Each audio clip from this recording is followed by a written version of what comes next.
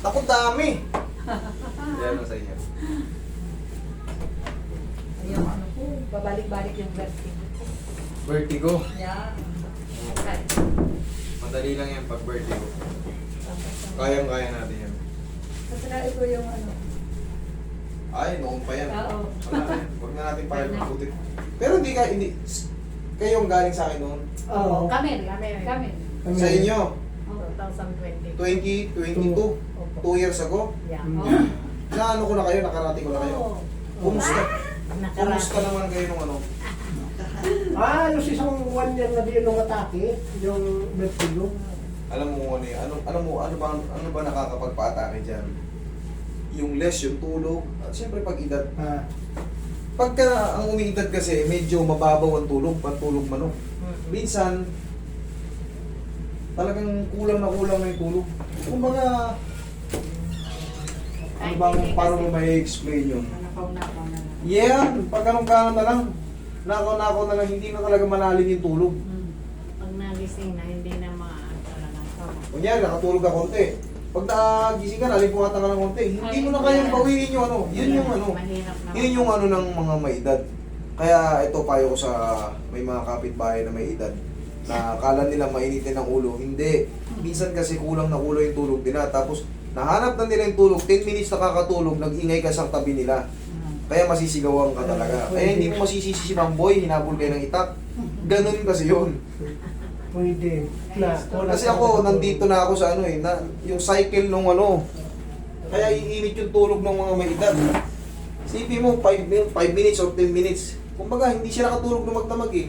Nakatulog siya alas 10 na. Ng tanghali. Tapos nag-ingay pa. Tapos bigla ka nag-ingay. Patay ka talaga. Mababaral ka talaga eh. Ako nang buuan talaga ako. Lumayo dyan. Ganun talaga. Kaya sana maintindihan niyo yung mga umidad. Kasi lahat tayo, kayong mga bata, iidad din kayo. Okay, yung patagilid. Ako nasa ano na ako eh. Siguro, medya na ako. 3-4 na ata ako. Masaya na ako. Mga 60 ako. Masaya na ako. 39 na ako. 59 lang. Gusto. Bata. Kaya alam ko yan, siyempre lahat kayong mga lumalapit sa akin. Oo. Nagkukwentuhan tayo eh. Yan yung pinaka-experience. Kaya masishare mo rin sa iba. Yung mga vertigo na yan, tandaan nyo, pag puyat kayo, lutang. Pag ulan ang ulan, tulog nyo, masakit ang ulo nyo. Lutang, nahihilo. Yan ang mga ano ng vertigo. Pag araw-araw kayong ganyan, matatawag nyo ng vertigo yan. Pero yan, kaya ko yan. Sa mga hindi naman makatulog, yung parang nai-depressor na, may anxiety, Sa lumbar na. dapa. Pumanap lang kayo ng kakwentuhang masaya. Yun lang. Makibarik Yung mga depressed, Makimarites. makimarites kayo sa mga kapitbahay nyo masasaya. Yung mga pag nagkwento, tawa ng tawa. Yan, dyan kayo makipagkwentuhan.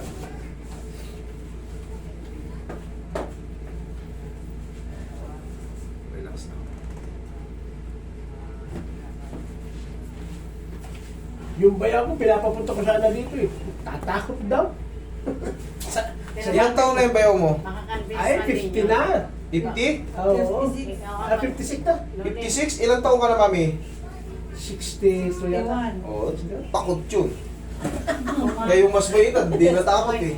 Ikaw ang magtitestimony sa kanya. Takot daw siya sa hilot. Sabi ko, hindi naman yung hilot. Makakonvince. Hindi ko yan siya hihilutin na walang assessment. Sabi ko, hindi hilot yun. Hindi ko siya hihilutin, hindi ko siya basta gagalaw-galawin kung wala akong tinanong sa kanya na ako nang bahala mag-handle. Nagtutulong ka, nakatungkod na ganyan. Sa yatik mo, kamo yan. Bago lang pati yun. Tabanan. Yun, hindi makakaano. Kasi nga titigasan niya kasi natatakot. Hindi makayuko eh. Tapos layo lang lang, lagi tungkol eh. Maganda. Ihaya.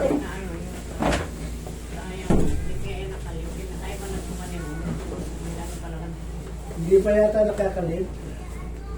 Nagtutulong. Yan, Tapos, Mas maganda kasi yung magpapahilot ka. yung Ikaw ay galing sa kanya mismo. Oo, yung kapay, yung hindi napilitan, hindi ka pinilit. Talagang gusto niya. Dito kasi, talagang gusto nyo maggumaling o mapaayos mo. Pero pagka kasi ako dito, wala namang pilitan dito. Kaya sabi ko sa kanila, hayaan nyo lang muna, manood lang muna siya. Kung baka magbago isip niya, okay na. Pero yung guguyurin nyo rito, okay, zero. Wala na yung vertigo mo. Diyan lang yun.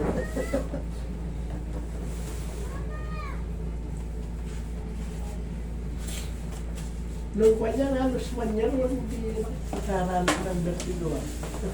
Tagal, no? 2 taon kayo hindi tayo nagkita. Pero yun nga, bunga ngayon ng mga paidlip-idlip, yung tulog, kulang. Pag puyat kasi tayo, pangkaraniwan na yun, parang lutang tayo. Subukan nyo yun. Isang linggong, isang oras lang ang tulog, minuto-minuto. Gising, tulog, gising. Wala yung tulog ka ng alas 10, gising ka ng alas 8 ng umaga, alas 9, sarap, haba ng tulog. Upo ka. Hino ka na yun.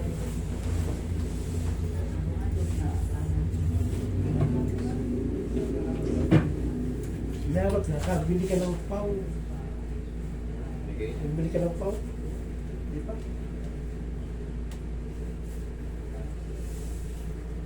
Doon walang kainan sa inyo. Tagal mo ako kayo. Mag-ingat na lang. Paggalaw. Walang ganyan doon. Walang ganito sa abroad. Meron ganito sa abroad, kaso syempre hindi nyo kabisado. Meron Wala naman. naman yata dyan. Tingnan mo yung galing UK na yung nagpakuan dito lalong nasira. Yung babae, Oo nga eh. Nurse yun ha. lalo daw na nasira yung kamay niya. Hanggang sa hindi na naayos. Pero dito, di na lang. Okay, kita nyo. Nagkaroon ng solusyon. Mas tiwala kasi tayo. Kasi pag nasa abroad tayo, hinahanap pa rin natin Pilipino yung mag-ayos tayo. Kasi yung explanation, masasabi mo kung ano eh. Pag ibang lahi kasi, lalo kung siyempre, hindi naman tayo lahat fluid sa English. Hindi maintindihan. Yung hindi mo maipaliwanag kung ano yung masakit sa'yo. Ngayon, hindi niya rin alam kung paano ipapaliwanag sa'yo dahil hindi mo rin maintindihan yung mga medical term. O hindi kayo nagkaintindihan. Ikaw ngayon, kakabaka ka na nakasala ka dyan. Alam na intindihan niya kayo sinabi ko na kung ano yung masakit. Yun ang difference. Pero pag dito sa Pilipinas, syempre, masabi mo talaga, ilang buwan, makapagkwentuhan tayo. Mases kayo ng maayos.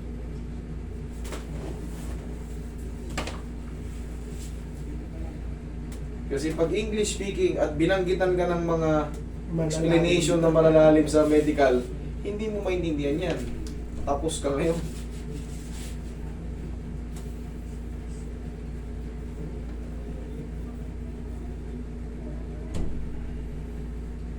Ang sarap niyan, ginagan niyan. Nahihilo pa kayo? Hindi, higa kayo, tingnan mo. Parang ayan, sige, pili yung sarili dyan. Dyan kasi malalaman yung vertigo. O, kabilang side.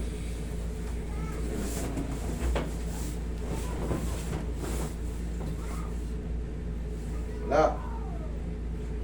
Wala. Ay, wala. Kasalanan nyo yan. Okay, upo kayo. Okay? Huwag lang maligo ha. Thank you so much.